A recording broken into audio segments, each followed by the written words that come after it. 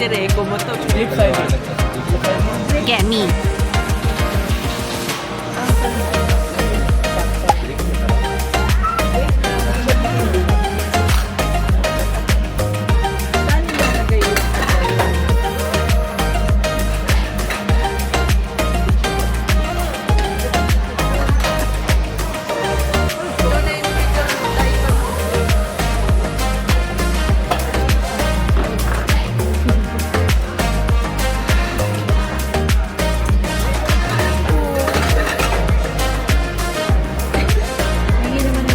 Ano ba itong mochi? Mochi na may naman.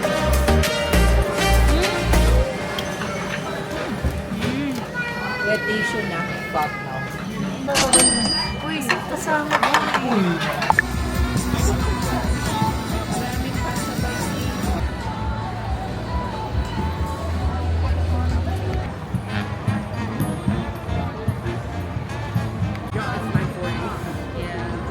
I don't go out.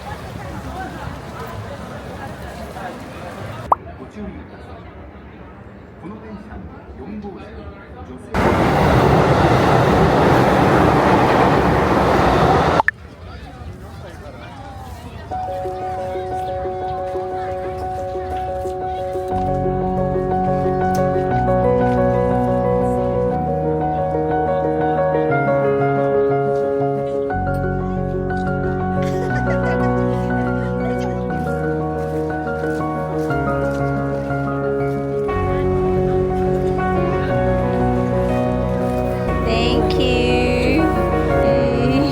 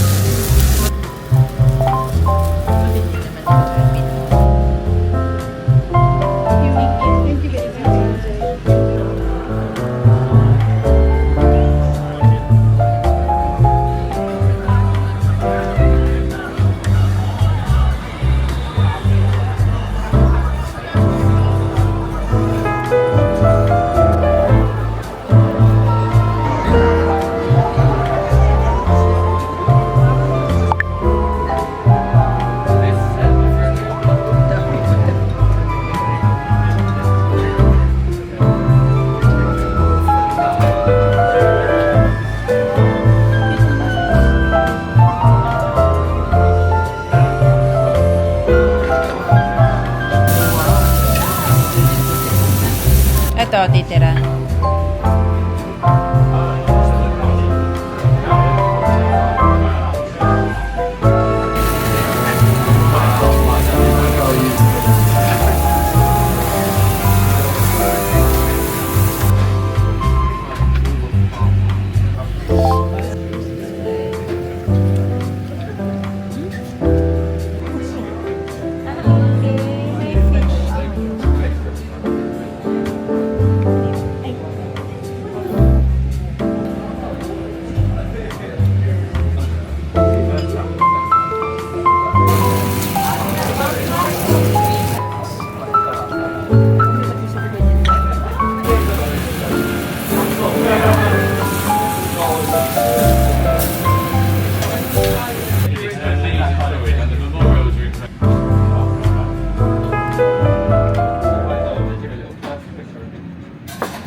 Hi guys! We're here na sa Airbnb na ni-rent natin for our solo days. Tomorrow na kasi yung flight ni na tita. Nag-book na ako ng Airbnb starting today para hindi na ako magwe-wait hanggang 4 p.m. na check-in tomorrow. Tapos 11 a.m. kami mag-check out dun sa kabila. So hassle pa sa pagpapastore ng luggage. So far okay naman sa akin yung nabook ko. Perfect yung size niya for 1 to 2 persons. So malaki siya for me. Quick tour ko na lang muna kayo bago ko makalatan yung room. So, ito lang naman siya. May mirror lang dito sa may entrance. Then, meron lang din dito na hangeran. Tsaka lalagyan ng mga gamit. Yan. Tapos may vacuum din tayo. Perfect. And, wait. Tanggalin ko lang yung shoes ko. So, may provided naman sila dito na slippers for indoor. Yun, meron lang din dito ang washing machine. Maglalaba tayo siguro tomorrow. Kasi naiwan ko pa sa kabila yung mga madudumi kong damit. Then, ito, meron ng microwave, kettle, tsaka ref. And then, may sink and may lutuan lang na hindi naman natin magagamit. Tapos, ito yung CR. Yan, ganda ng CR. Ito yung sink and mirror. So, ito yung ating toilet with bidet. And yung ating shower room. Na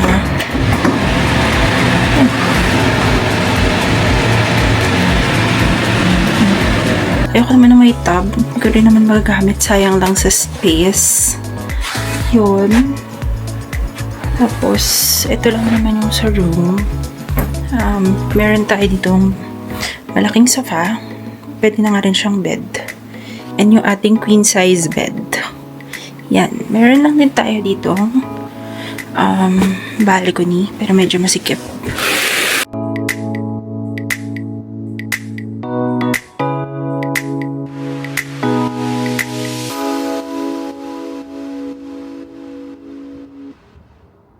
Ito ang magiging home natin for 7 more nights. Yan. Super happy naman ako sa nabook ko. Malinis yung building, pati yung sa ground floor. Okay na okay siya. Yun, tomorrow, siguro wala muna akong masyadong pupuntahan kasi imimit ko rin sila bago sila umuwi. So baka wala na akong maisingit na gala for tomorrow. But yeah, meron pa naman tayong 1 week. So hopefully, huwag masyadong umulan para makapag-explore pa tayo. And magtagal pa ang mga cherry blossom trees natin. Ayun, sorry pala, hindi rin ako gano'n nakakapag-interact sa inyo itong mga nakaraan nung kasama ko si Natita. Kasi ayoko rin naman silang masyadong ipakita sa vlog. Kasi gusto ko rin i-respect yung privacy nila. So babawi na lang tayo sa solo days natin. Sana lang talaga wag bumigay itong DJI natin. Yun lang. That's all for today and I'll see you guys tomorrow. Bye-bye!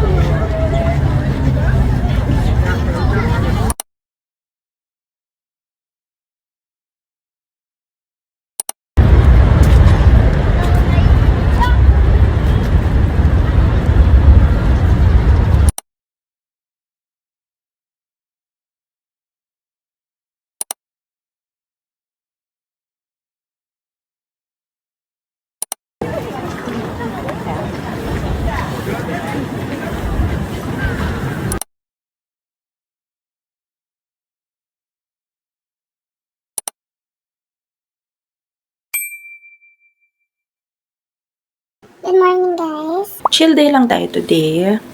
Kasi, uuwi na si Natita. Tomorrow din, maaga ako. Kasi magkukyoto ako. Or Nara. Bahala na. Pakita ko lang yung view natin sa balcony sa umaga.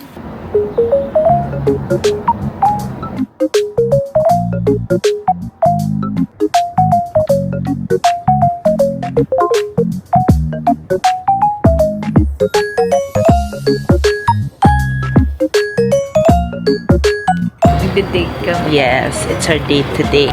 Ang flight pa kasi nila is 9 p.m. So, nag-iisip pa sila ng gagawin today. At yan ang fit namin today. Casual. Yes. So, ako nagsistay ngayon hanggang makauwi na ako. Ito yung exterior ng building natin. Nasa 11th floor ako.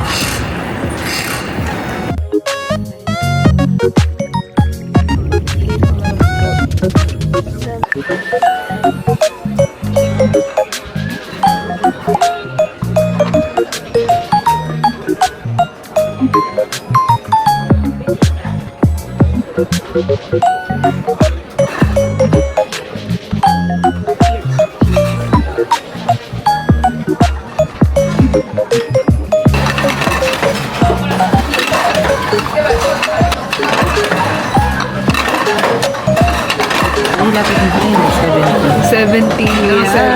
Ay.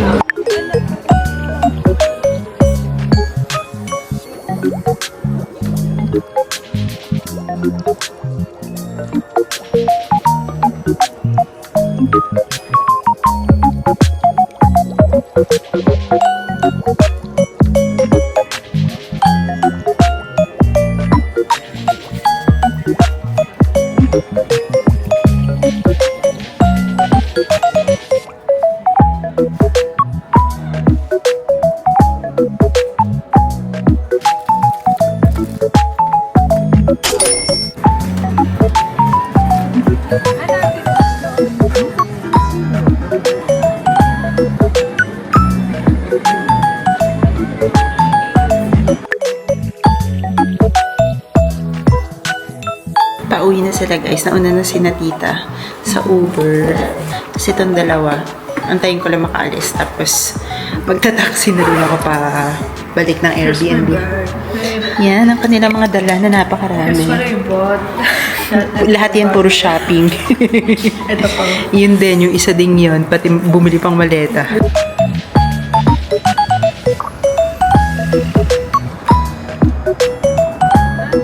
Bye-bye, Ate. Bye-bye. Bye-bye. Bye. Okay. Bye. Bye.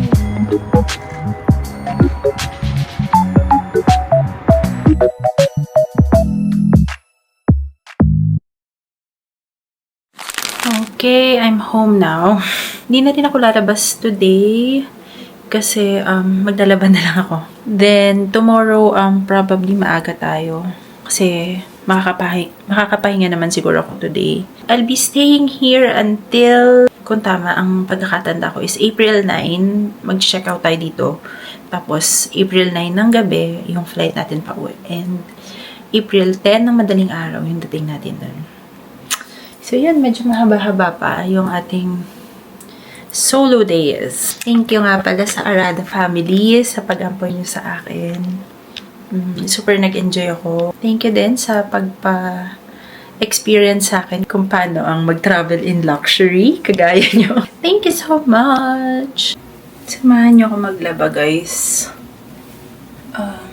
Nilista ko lang yung mga planned outfits ko dun sa mga remaining days natin para alam ko yung mga need ko pa na labhan.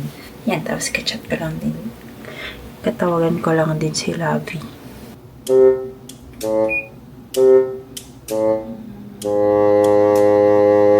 Oh no, I don't know how to laba though. Tingnan mo gagawin ko.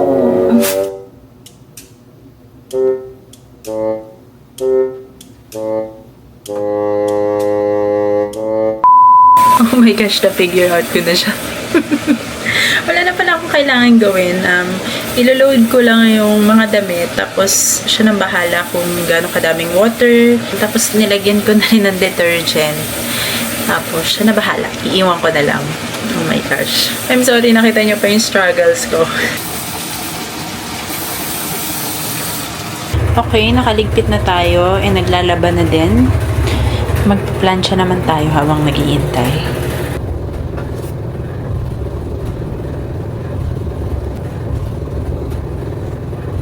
Okay, tapos na rin ako magplansya.